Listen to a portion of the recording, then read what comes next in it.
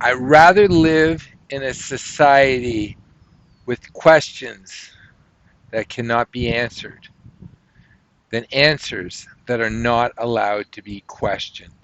Those are the words of Robert Abrams, who has created a speaking bureau called Red Pill Speakers.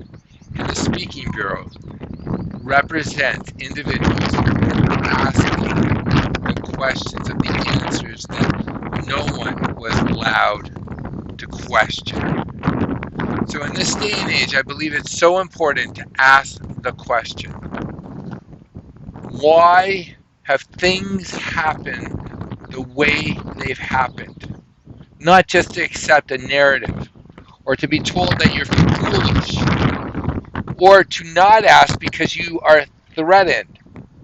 Threatened by alienation, threatened by financial, threatened.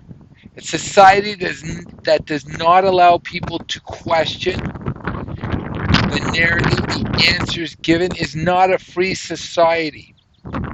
If you really think that you can give solutions or provide a product in a society that does not allow people to ask questions that actually have their opinions controlled and censored, you do not live in a free, democratic, constitutional nation. That's a fact.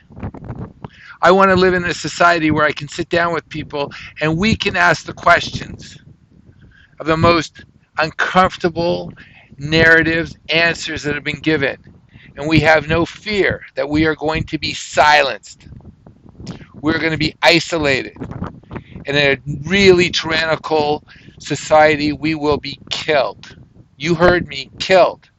You think that I'm being hyperbolic? I'm not. History has shown that nations that do not allow people to question end up killing their people. And eventually, if you think that it's somewhere else, not in my backyard, NIMBY, you're wrong. The cancer will spread to wherever you are.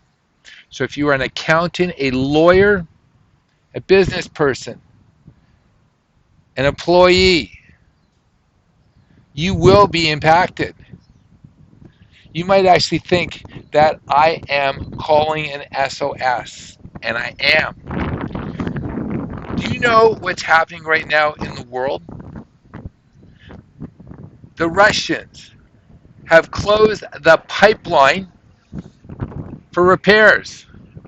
Can they get those pieces for those repairs for 10 days? That means oil going to Western Europe from Russia are going to cease for 10 days. And who knows if they will ever re-begin pumping that oil through those pipelines.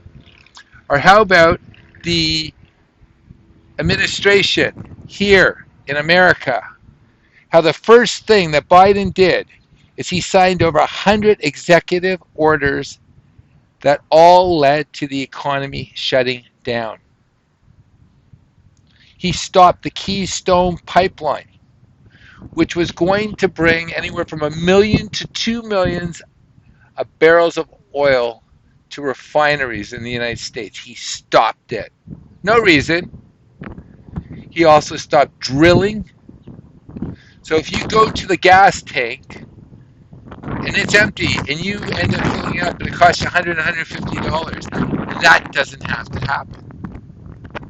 It's controlled. Or how about the fact that when you go to the supermarket and you see empty shelves, what does a eugenicist,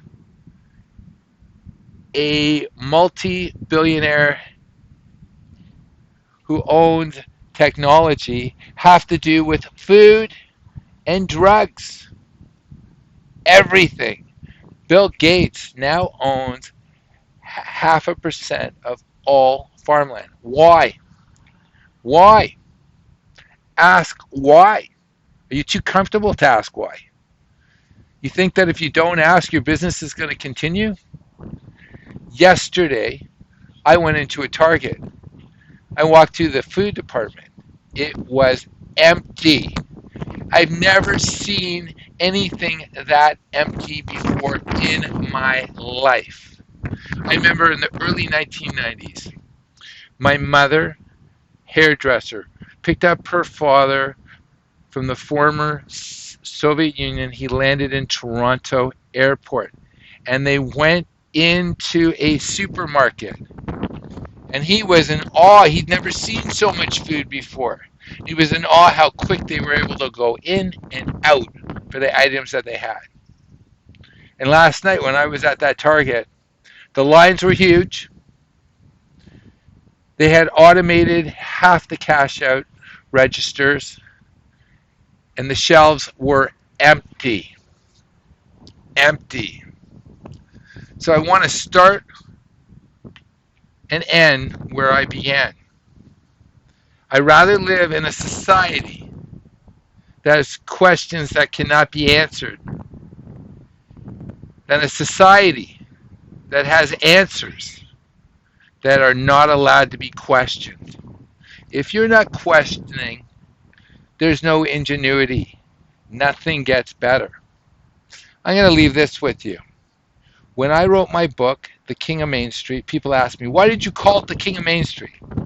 Why not The King of Bay Street, which is the Canadian equivalent of Wall Street, or the King of Wall Street? And I thought about it, and I realized the economy, society happens on Main Street, not on the internet, not in some box store. Individuals who are providing a service that people want. So if you're not questioning, you're part of the problem. If you want things to get better, wake up and do your own research.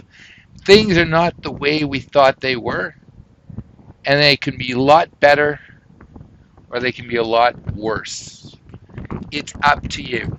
Have a great weekend and ask those questions.